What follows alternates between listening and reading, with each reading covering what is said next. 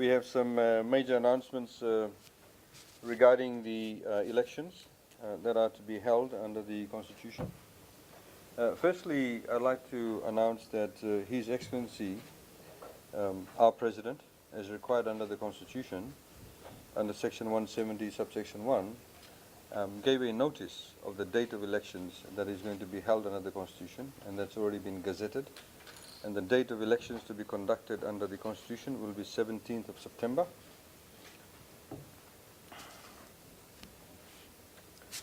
Under the Constitution, as you would note, that the President makes the announcement of the date of the elections following advice by the Prime Minister, which was carried out yesterday. It's already been gazetted. We'll give you copies of the date of notification of the elections. It falls on a Wednesday. As you know, that we have announced that the elections are going to be held on a weekday, and it will also be a paid public holiday.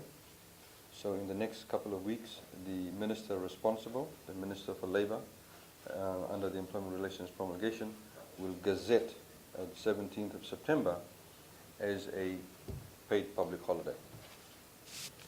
The second announcement I wish to make, and of course we can ask questions at the end of this press conference, is the appointment of the Supervisor of Elections. As you know, the Supervisor of Elections, the Supervisor of Elections is appointed by His Excellency the President following the recommendation of the Constitutional Officers Commission, which needs to consult the Electoral Commission. Just by way of background, there were 13 applications that were received, 3 from Fijians, 10 from foreigners, 1 had subsequently withdrawn. We, in order to ensure that there is a consistency in the manner in which the assessments of the applicants were carried out, recruited the services or obtained the services of the consultants from Australia and New Zealand and the EU who were working in the elections office. And they set a criteria in terms of the selection, or the assessment I should say, of the candidates that had applied for the position. It was found by all of the consultants, together with the Constitutional Officers Commission, that none of the applicants met the criteria. We then subsequently offered the position of Supervisor of Elections to one of the consultants from Australia who had already been working in the office and who continues to work there, who has enormous experience, vast experience, and in fact has held a very senior position. In fact, was the Deputy Commissioner of Elections in the Australian Electoral Commission. Unfortunately, Laurie McGrath was not able to take up the position because of family commitments. He comes and spends a few weeks in Fiji and then flies back out. However, both he and the other consultants that carried out the assessments for us, in the event that Laurie was not able to take up the position, recommended that the Permanent Secretary responsible for elections, Mr. Mohammed Saneem, take up the position of Supervisor of Elections. This recommendation was put to the Electoral Commission, and they also concurred, following the consultation process, with this recommendation. Mr. Saneem will commence his role as the Supervisor of Elections from the 31st of March, which is next week, Monday. He, of course, given the fact that the Electoral Commission is completely independent, as you will see in the electoral decree that we will discuss, has to resign from the judiciary. As you know, he came from the judiciary and he was in secondment to the Ministry of Justice. So he will resign by this afternoon from that position. He will no longer work for the judiciary, nor for government for that matter, and will be employed by the Fijian Elections Office. The third announcement I'd like to make, which is related to the second one, is the appointment of the Deputy Supervisor of Elections. The Deputy Supervisor of Elections is an Australian, Mr. Michael Clancy, who's been involved in elections and the conduct of elections since 1989. He's worked extensively in Africa, East Timor, and indeed the Pacific. It's a very, very impressive CV, but more so, he has a lot of practical experience. So he has been appointed to that position, and he will be commencing his operations within that office in the next few weeks. We would like to make the announcement of the Director of Operations for the Elections Office, which is a very critical position, as you know, given the fact that the elections will be conducted in one day, and we'll go into those details later. And he's Mr. Robin Boyd, also from Australia. He has worked in the Australian Electoral Commission from 1978 to 2007. He has worked extensively in various areas, including recruitment of staff, training, administration, planning, organizing, and of course communication. He's worked in, previously he's also worked in Fiji, Papua New Guinea, Cambodia, and Namibia recently. He was also the Divisional Returning Officer in Australia from 1987 to 2007. There's also been an appointment of the Director for Electoral Procedures. As you know, that is a critical appointment, a critical position, I should say. And it's Miss Elizabeth Karagidiano, who is from Greece and has extensive knowledge in electoral procedures and has a decade worth of experience in electoral processes, observations throughout the world. The last senior appointment that I'd like to also announce this afternoon is the appointment of the Director of Communications. As you know, this is a very, very important position, given the fact that we now have a new electoral system, we have a new voting system, and there needs to be an enormous amount of voter education that needs to be carried out. And as you'll also see in the electoral decree, that there is now a very onerous requirements on the Supervisor of Elections Office, or the Fijian Elections Office, to publicize many of the activities of the Fijian Elections Office. And he's Mr. Joshua Tuvere, who currently is working for Fiji Sun. He's the Managing Editor of Production.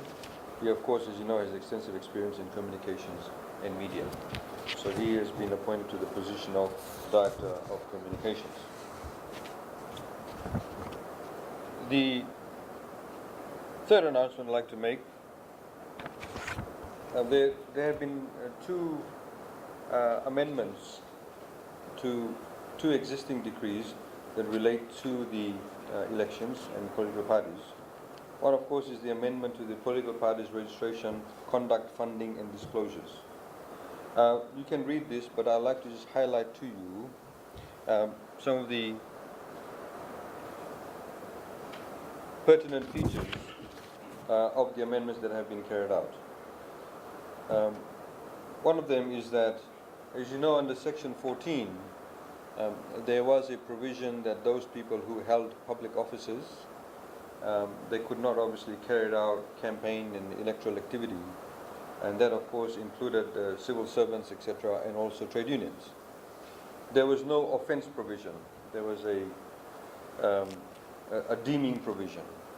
Now there is an offence provision. So should anybody breach, whether it's a civil servant, whether it's a trade union, whether it's an employer organization, should they breach this requirement of not holding to the public office whilst conducting electoral activity, there is a fine and of course a term of imprisonment or both. Now the other significant amendment to this is Section 22. Now what this does is that it now allows former Fijian citizens to make donations to political parties. As you know, one of the politicians recently was in Sydney and was asking people to donate money. In fact, he probably was breaching the decree at that point in time, because the decree prior to this amendment did not allow donations to be received by political parties from non-Fijians. But given the fact that a lot of Fijians are very much interested in what is happening in their home country, some of them have not been able to take up the citizenship since we've opened up the dual citizenship. This allows former Fijians to donate to political parties, but the amount that they can donate is still restricted to the amount that applies to Fijians, which is $10,000 on an annual basis, no more than that. And again, the requirement is that the political party must have the name of the person donating. It still restricts companies from donating. And that all those restrictions still stay. So it's natural persons, Fijians and former Fijians, who can donate up to $10,000 a year. And we've, of course, ensured that their penalty provisions are in place. The other amendment that has been carried out, which is a very minor amendment, is the electoral registration of voters decree. As you know that initially we had given out to all the political parties the hard copy of the entire electoral roll. You've seen that with the photographs, the names, etc., all the details, the addresses. There is an issue with that. That's obviously gone out to political parties. But now with these amendments, the political parties will also be given a voter list for each polling station. So they would know exactly who will be voting at which polling station. However, the amount of information that will be contained in that voter list will be restricted to three main items. One is the name of the candidate, the name of the voter, of course, the ID in terms of the voter ID number that you all have, and third is the assigned polling station. Now, there have been issues in respect of privacy. Some countries have put in very, very stringent laws, because if you make available your address to everybody, including your date of birth, where you're living, it does breach certain privacy issues. Some countries, for example, specifically prohibit the addresses being known even to people within the office of, for example, judges. Because what if there's a family matter and somebody may be aggrieved by a decision made and they could target the judge? As you've seen recently, some of the news items would show that people are being stalked. If there's strange relationships between spouses, wife leaves husband, moves from Mombasa to Nandi and being tracked down, or there's a DVRO, etc. All of these things we've taken into account. So as far as the political parties are concerned, the supervisor of elections must give them the list of voters for each polling station, so they'll know exactly who is voting in that polling station. They'll know their name, they'll also know their voter ID. So that is the minor amendment to ensure that privacy is protected and that all political parties get access to that information. I was going to say this last, but I'll go into the electoral decree last. Government has also decided that we will allow an international group of observers. We have been speaking to countries such as Australia, New Zealand, India, the EU as an organization. Last night we had a conversation with somebody from the Commonwealth, and we are speaking to others who have made overtures to say that they would be a part, or they would like to be part of an international observer group. We, for example, had a discussion with the Turkish ambassador, who is keen to send observers too. And the manner in which we would like this observer group to work or operate is not just simply come when the election, the polling day. We want them to be here in different capacities much prior to the polling day itself. So as we've seen in other models, you may have some observers who are very good at assessing how well you have carried out voter education. You may have observers who can assess how well you have registered everybody that should be registered. You may have observers that may be able to look at the internal mechanisms within the elections office as to how they've recruited people. Has it been all transparent? Are people appointed on merit, etc.? So we hope to have a whole host of observers coming in at different points in time. We of course want observers after the elections, because reconciliations need to be carried out. And as you know, which I always keep on referring to, in 2006, the reconciliation still has not been done in terms of the number of ballot papers that were printed, the number of ballot papers that were unused, and the number of ballot papers that were used. And indeed, it goes with the ballot boxes too. So this is we want to ensure that the observer group is a multinational observer group.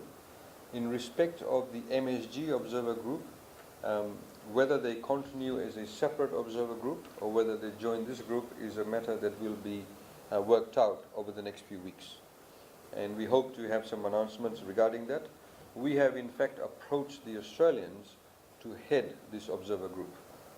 And we've been in discussions with them over the past few days in particular, and we hope to hear from them by at least early next week regarding the confirmation to head this observer group. There are other countries that had over a period of time been talking about observers, but we have not spoken to them as yet, but we hope to do so. For example, countries like USA. Last but not least, I would like to take you through the electoral decree.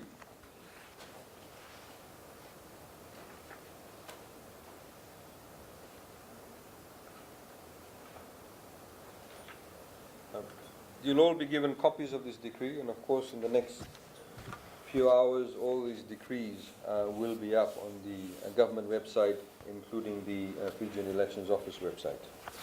It's all here. You'll be given copies of it afterwards.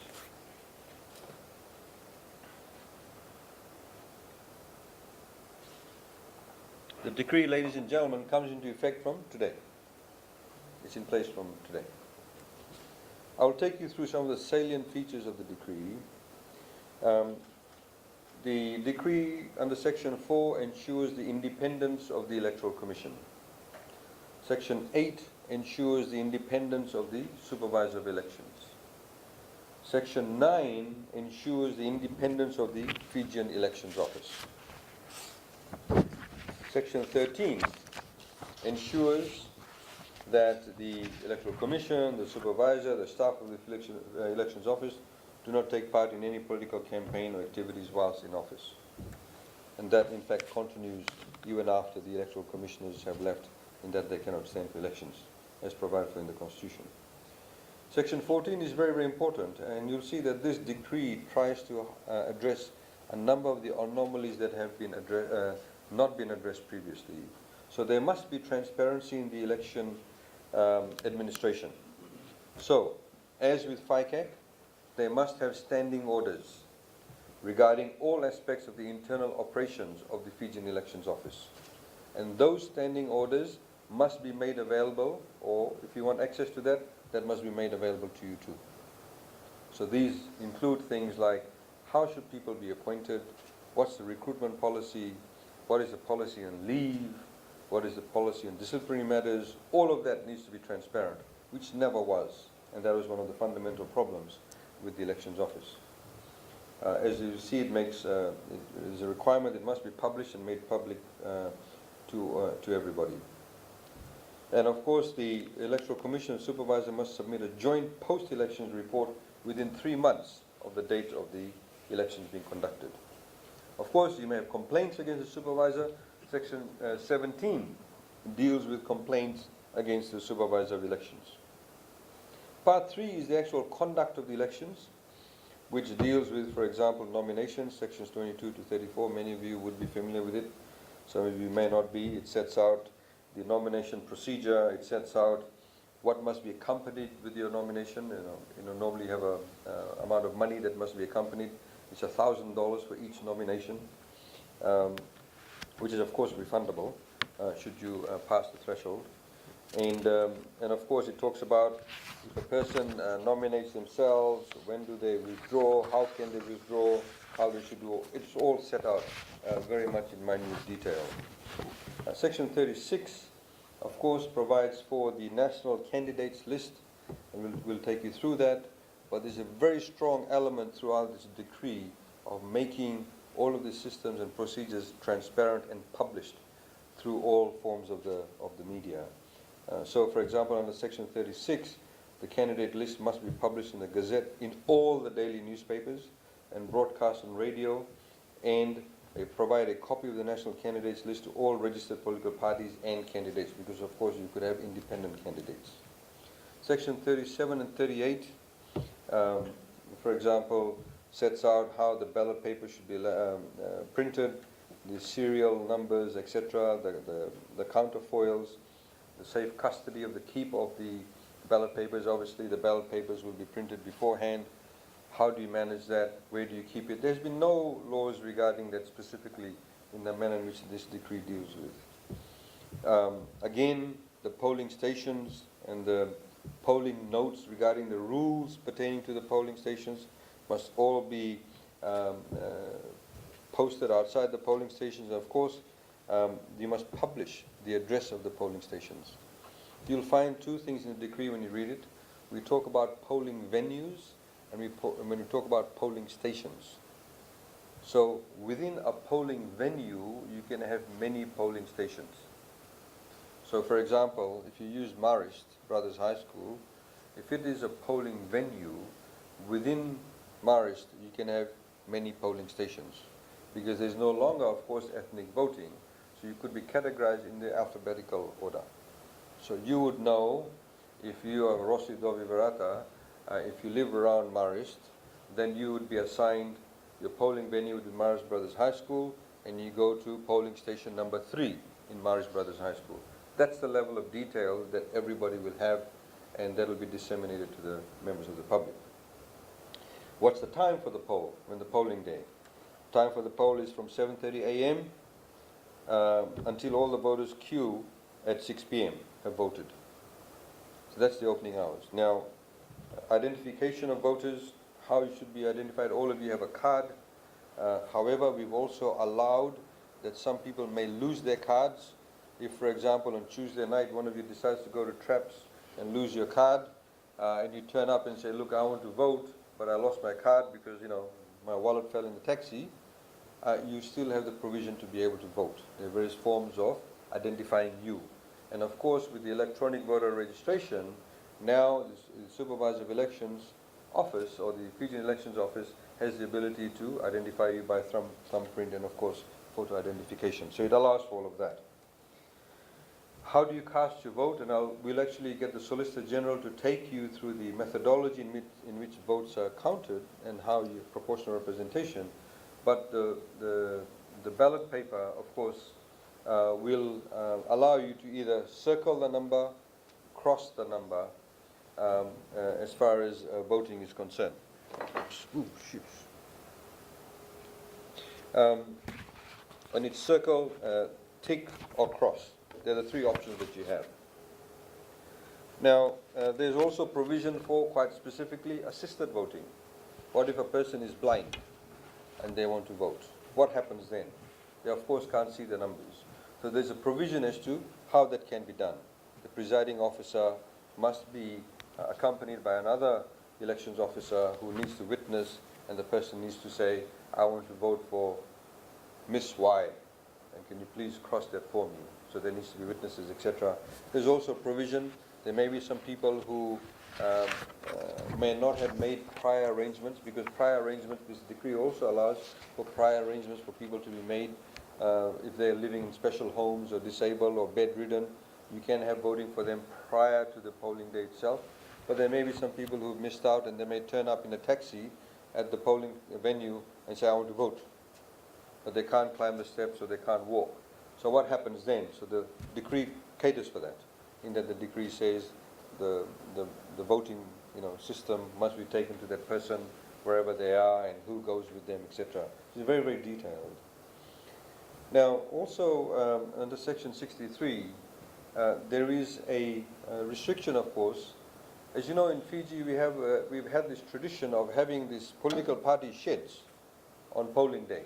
For those of you who are old enough to know that, political parties used to have sheds, and in the olden days, before electronic voting, you'd go there and say, my name is Mr. X, and they would look at it and cross your name, and they say, oh, your number is 263. So they write it on a piece of paper, and you take 263 to the election officials. And then they will say, okay, you're 263, and cross it off. And that's why they used to have it. In fact, we don't really need it anymore. However, the decree does not outlaw it. There still is a provision for that. Not a provision, but no campaign, no sheds, no election material must be anywhere from the polling venue, of the boundary of the polling venue, 300 meters away. It should be all 300 meters away, so that you're not unduly influencing people. You can't have, if you're walking in the doors there to vote and somebody come, hey, vote for this party. You can't do that. Everybody must be 300 meters away. And there's also restrictions in terms of how do you conduct yourselves after the 300 meters. We made a provision where it says that any sheds, etc., must be 300 meters away from the boundary of the venue. So in other words, if the boundary is easily ascertainable, as you would know, again using Marist, where you have the wall, the playground, you have the wall, so it's 300 meters from the wall, radius. You can't have anything around there. But you may have a situation, for example, a polling venue or polling station may be inside a village, in a community hall. So obviously you can't go to the boundary of the village. So there the 300 meters is measured from the wall or the end of the building of the polling station. So it makes it easier. So it's all very clearly set out. And again, the supervisor of elections must print and publicize all of this beforehand. It's not going to be done on the day. So the police will all be briefed about it, etc. It will all be published through all forms of the media. Now, there is also a blackout period of 48 hours. So all campaigning must stop 48 hours prior to the poll date. Standard, I think Australia has 48 hours too. A number of countries have 48 hours. So no political party can advertise to Fiji TV, FBC, My, or Fiji Times, Fiji Sun, My Magazine, whatever it may be. No advertising, no campaigning. You can't go up and put up new posters. Grab the nearest coconut tree and start putting that up. Now there's also a restriction now on where you can put up posters. You can't go and put it up on FEA polls. It's public property. You can't deface it. You of course can put it up anywhere else. You of course can't go and put it up on Super Bowl House. It's a public office. But you can't also put it up on public utilities. You can put it up, if some shop allows you to, you can paste it up there. We have not addressed coconut trees, so you can put it up on coconut trees if you want to. It's up to you. So there are those sorts of issues that have actually been addressed. And therefore, of course, very serious offence provisions have been put in place. You have sentences in some of the more serious matters, in particular regarding fraud, by anybody trying to, slip in ballot papers, take out ballot papers, or any of the party scrutineers that will be inside the polling station. If they do anything funny, if you want to talk on the phone, send text messages, all of that, there are very serious implications for that. The decree also allows for postal voting. Now, postal voting would be for those people who, for example, you may have a Fijian who lives in Perth. And if the elections office decides to have a polling station for pre-polling in our embassy in Canberra or in our consulate in Sydney, that person can't travel 3,000 or 4,000 miles. So they can request and say, I want to be able to vote through post. And there's provision for that. We also have a provision for pre-poll voting. Now, this allows, for example, for the elections office to have polling conducted in remote parts of Fiji. So you may be down in the southeast of Lau, there may be 2 villages or 3 villages on one island, and they could have pre-polling. In the same way, somebody may be a bus driver who won't be able to vote on the 17th because his job requires him to drive his Sunbeam bus at 6 a.m. from Lautoka, from Suva, to Lautoka, and by the time he comes back it's 7 p.m. So the polling station is closed. There may be some people who work in various ancillary services or essential services who may not be able to vote, so they can have pre-polling. So those dates will be set also and there are very, very strict guidelines as to how they should be conducted. The section then goes, or the part then goes on to talk about the tabulation and declaration of results.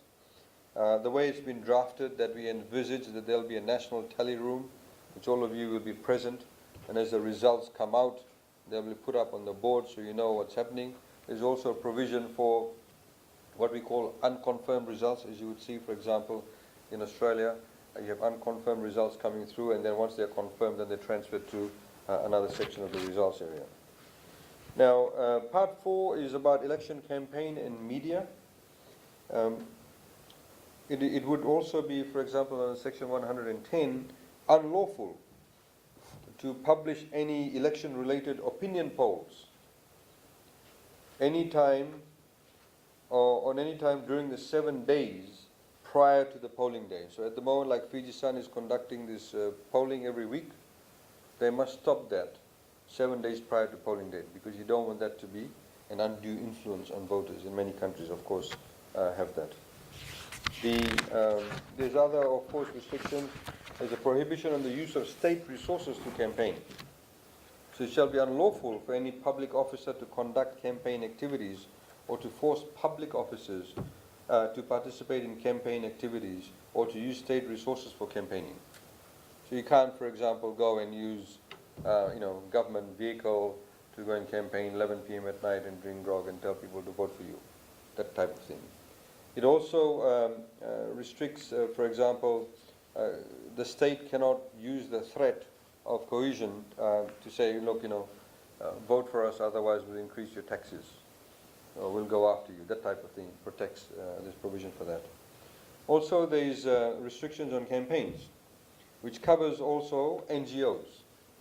No person, entity, or organization receiving funding or assistance from a foreign government, intergovernmental, or NGO or multilateral agency can engage in or participate or conduct any campaign related to elections, or to engage in or undertake any act given or signed to the Electoral Commission or the supervisor unless prior written approval is obtained by the Electoral Commission or the supervisor. So, for example, as you know, under the Constitution, one of the key roles of the Electoral Commission is to carry out voter education.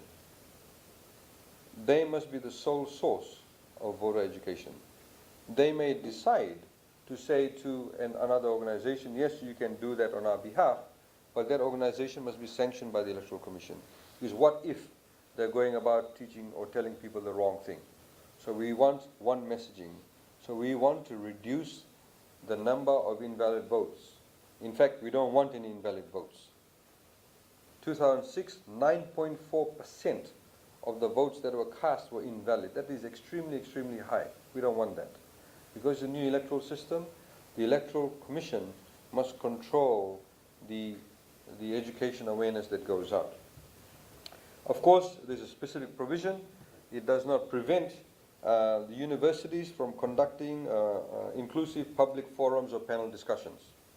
And universities are, of course, defined as USP, FNU, or the University of Fiji.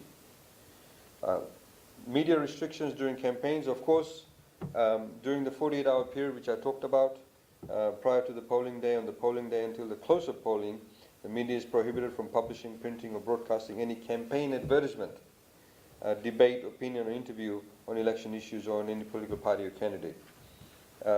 MIDA will, of course, ensure that all the media organizations adhere to this provision. Because you must understand the purpose of having this 48-hour blackout period, and that is to leave the members of the public alone. You will be bombarding them. Of course, now we've announced the election date. All the political parties will now go out and start campaigning. So they will be bombarded for the next 4 or 5 months. There are a lot of people who want to make decisions on their own. They may be sitting on the fence. They may be undecided voters. So they must be left alone. Of course, it also ensures that bigger political parties don't have an unfair advantage over an independent candidate or smaller political parties. Because if you're a bigger political party, what you would do is you would, for example, buy up all the advertisement space, because you have the money, and bombard everybody with your campaign, or some may call propaganda. So the smaller political parties or independent candidates won't have the opportunity to do so. So by at least having a 48-hour blackout period, the people are able to think on them or by themselves. Now, part 5 is Court of Disputed Returns, which is obviously quite standard material. You can go through that if you wish. And then, of course, you have the electoral offences. Under Part 6, as I've said, there are various penalties for that. Under Part 7, there is a new provision, as, for example, you'll find in Australia, that after these elections, because the Elections Office is completely focused on conducting these elections under the new electoral system, after the completion of the 2014 general elections, the Fijian Elections Office will also supervise and conduct elections of all trade unions and municipalities, and any other elections that may be gazetted. Because if you are talking about a culture of democratization, then you need to ensure that some of the key public organizations or institutions must also have democracy within them.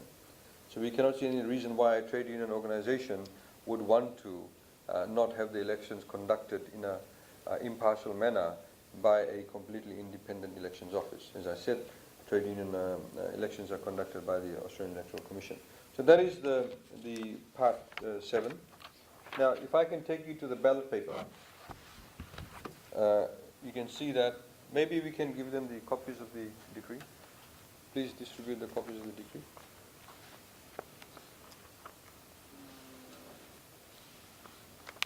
Quickly, please.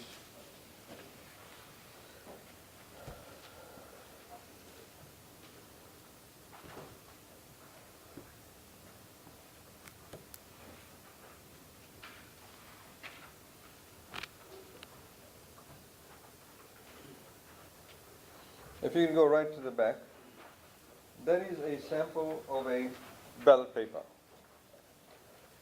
Under the decree, it says that the numbering must start from 135. And you may say, why 135? Because it is a number that you will not remember.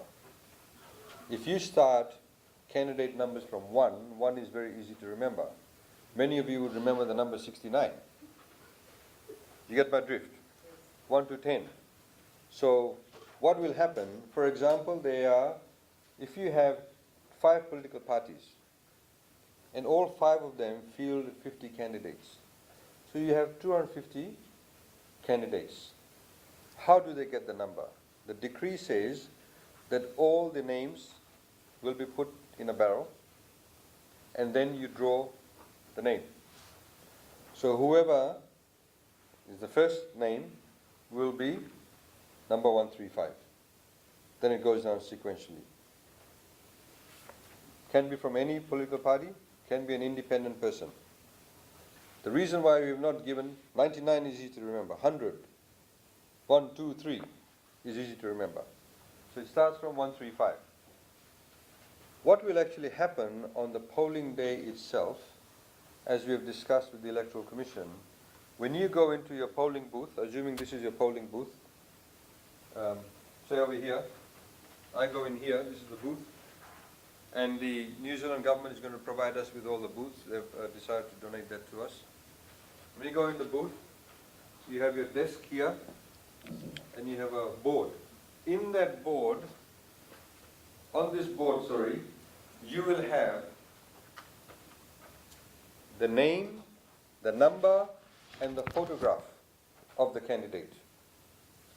You will then see, say, I want candidate so-and-so, and her number is 299. You will then look at your ballot paper, and you can either circle the number, you can tick the number, or cross the number. Only one thing you do. And that is the person you have voted for. And then you take your ballot paper, and you go to the box, and you put your ballot paper in. That's the process of voting. And as you can see, we've done all the way up to 407. Of course, you may not have 407 candidates. Whatever number of candidates there will be, that's the number, but it must start from 135. Now, as we've talked about, it's proportional representation. And what I'll do now for you very briefly, of course, the Electoral Commission will carry this out for the next number of months, right up to the election day. And we have also requested them that they have mock polling stations in, MHCC, markets, etc. So people become completely familiar with it. And so they, on the day of voting, they are not intimidated by what they have to do. There'll be vast amounts of campaigning going on. I'll get the Solicitor General to take you now through how the votes will be counted. Well, not how the votes will be counted, yes, to an extent. And then what is section, I'm just trying to think, the section that has the coefficient. 100. Section 104. If you turn to section 104, that basically tells you how the votes will be counted vis-a-vis the allocation of seats.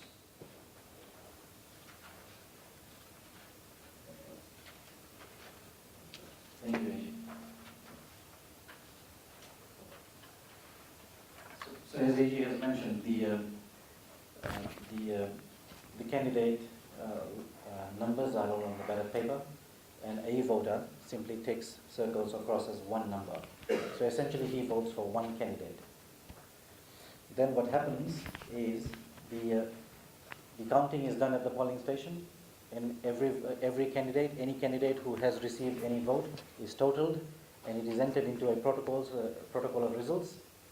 And that protocol, the result sheet, is in fact sent to the Fijian Elections Office headquarters in Suva. Now then, what the supervisor does, in fact it's not section 104, but section 103 and section 102, he carries out a tabulation process. So he gets, the supervisor will get the results, the number of votes cast for each candidate at any polling station, and then he does a total. Once all the results from all the polling stations are in, then he calculates the total number of votes received by each candidate. Then what he does for party candidates is that he rearranges the order on the party list. The party candidate on a party list who receives the most vote obviously goes to the top of the list, and then it is in that descending order. Then also what the supervisor does is that he totals the total number of votes received by all the party candidates belonging to a party, and then puts that total as the total votes received by a particular political party.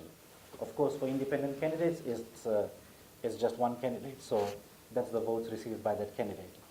So what we have here is a hypothetical scenario of 539,676 total number of votes cast, and then Party A has received something around 315,000, and respective 4 other parties have received certain number of votes, and 2 independent candidates have also contested the elections, and they have also received those votes which are over there on the screen. So what the Election Commission does then is that first it has to decide, as provided under the Constitution, they have to discard any total which is less than 5% of the total number of votes. A political party or a candidate must have at least 5% of the total number of votes cast to be eligible to receive any seats, to be eligible to be entitled to have any seats in Parliament. So the 5% of 539 is about 26,000. What the Election Commission does is that it disregards any total which is less than 26,000. So those 3 parties were the only parties that received more than 5% of the votes. What the Election Commission does then is what is provided, the procedure which is provided in section 104, and that is almost identical to the procedure which is followed in New Zealand. Remember, New Zealand also has a proportional system, and they follow a procedure which is identical to what is contained in section 104. So after disregarding all those parties and candidates, independent candidates who have less than 5%, the Electoral Commission then moves on to prepare a candidate allocation form. What it does first is that it divides the total received by a political party by 1. Yeah? So anything divided by 1 is the same. Then it moves on in the next row to divide the total received by the party by 2. Then it continues to do that up to 50, because there are 50 seats in Parliament. So these are the quotients which are in fact provided in section 104. What the Electoral Commission does next is that it highlights or it circles the top 50 quotients. So these are the top 50 quotients received by those parties as calculated in accordance with the decree. Once it highlights the top 50, it simply counts the number of quotients which have been circled or highlighted for each respective party.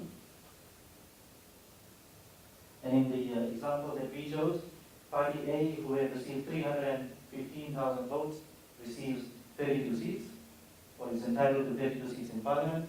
Party B 5, and Party C 13.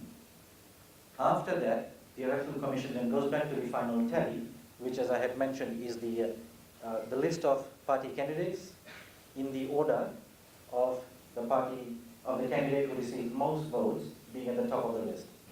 So the top 32 then get selected. And they are declared, from Party A, they are declared as members of Parliament elected by the voters from Party A. So that is essentially a snapshot of how the individual votes cast by voters is converted into a proportional representation system for Parliament. We're happy to take questions after.